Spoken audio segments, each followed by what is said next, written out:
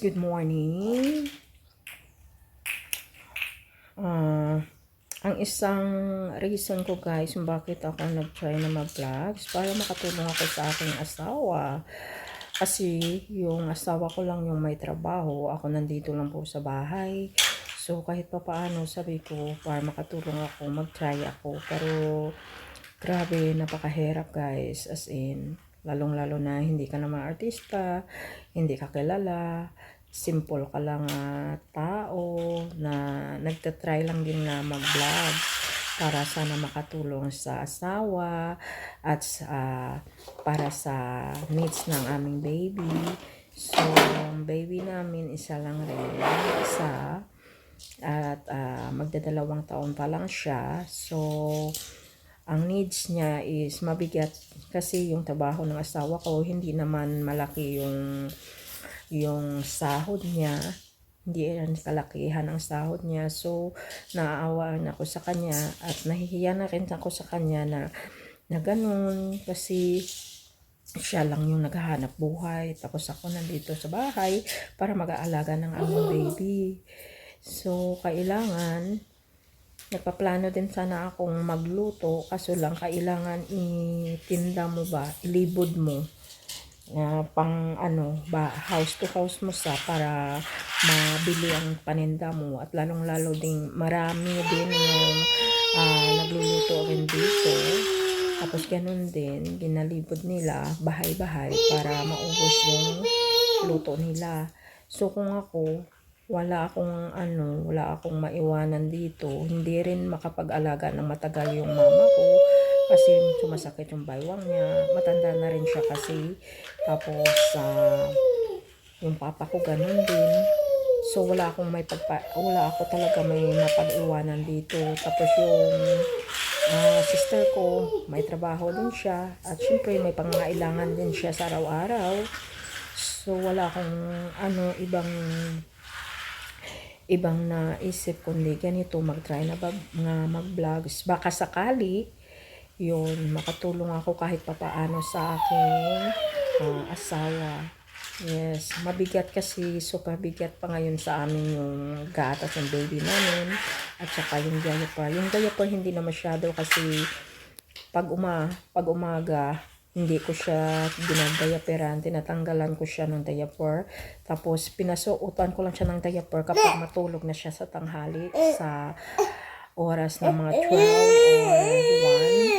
Tapos pagising niya na yun hanggang ngayon, tas mapuno, tanggalin ko naman yun, tapos pasuotan ko naman siya sa gabi na pag matulog na kami yun, para hindi mabasa yung mga tinutulugan namin, yung bed namin hindi mabasa kasi mapanghi yung ihi na kapag lumalaki na yung baby, yung mga baby yan. Yes. Sana po guys, matulungan nyo ako maparami ko ang ating subscribers. Sana mag-subscribe kayo sa akin. Isang napakalaking tulong na po guys para sa akin at sa aking baby. Yun lang guys. Maraming salamat po sa inyo lahat, sa mga sumusubaybay sa aking YouTube channel. Thank you so much po guys sa inyo. Yun ang baby ko, ang kulit-kulit niya na. Yes, magdadalawang taon na po siya nitong taon guys. Yes, sa awa ng Panginoon, healthy naman ang aking baby.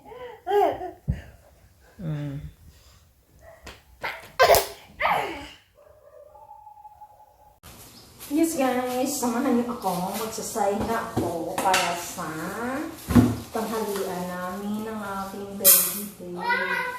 Magsasay na ako ng 2 cup para yes, hindi ako panis saing. Yes baby. Oh, wow, finish ka na dala. Okay, thank you my love. Careful baby. Careful, okay, masasain tayo ni mama. Magsasain kami ni baby, my love. My love na, magsasain tayo. Diba baby? Magsasain tayo. Slime tayo malap. Oh, hindi paghapangi ang cover sa atin na rice cooker malap. Hindi paghapangi ang taklo ba? Baby. Baby, hindi paghapangi ang taklo malap ba? Hindi paghapangi. Hindi paghapangi malap ba? Oo, hindi paghapangi Baby, hindi paghapangi Hindi paghapangi malang.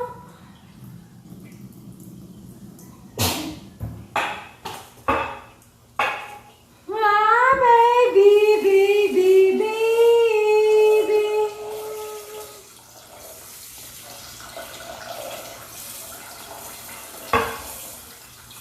Yes, baby malang.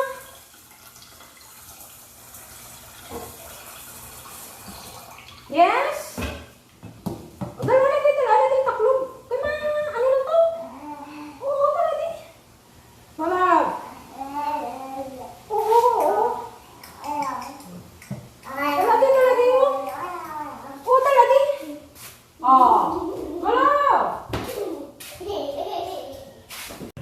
Hey guys, samahan niyo po ako guys. Maghiwa tayo ng panakot ng pancit rice.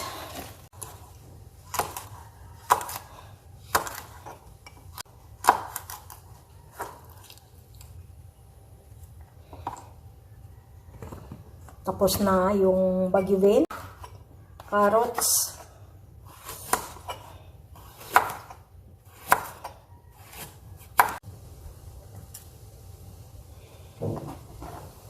yes, tapos na ako maghiwa ng mga sangkap.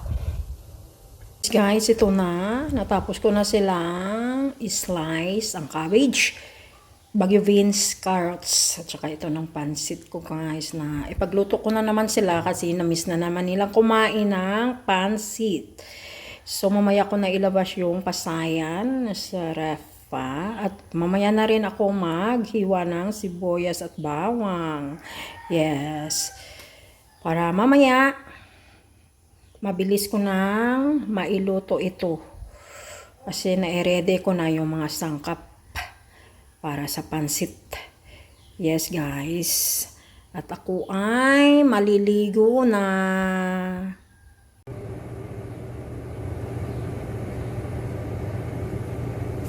Hello!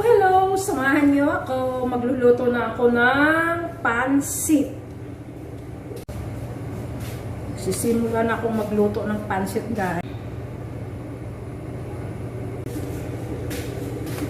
Lagyan natin yung bawang. Palo yung sibuyas.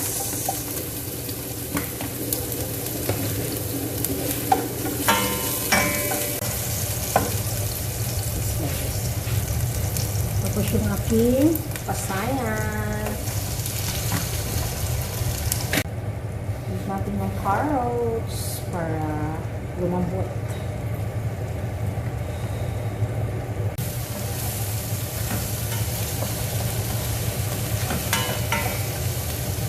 Takpan natin guys para mabilis lumambot yung